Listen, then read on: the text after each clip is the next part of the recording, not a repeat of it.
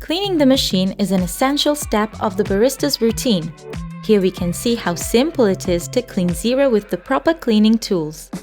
To clean your espresso machine, use a blind portafilter and a specific cleaning tablet.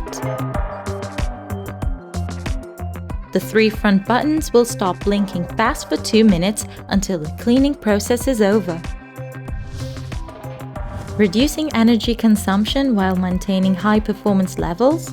Yes, we can. The environment is our common heritage and we want to respect it and preserve it.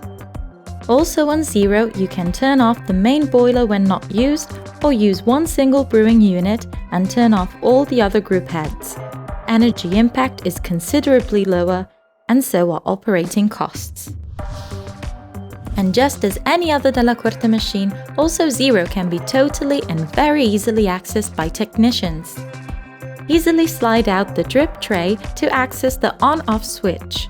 The front and side panels are quickly removed by unfastening just a few screws. All Dalla Corte espresso machines have always been technician-friendly. The new Zero cannot be otherwise. Don't be fooled by Zero's futuristic aesthetics. The machine's design was studied to be captivating, but also easily accessible at the same time.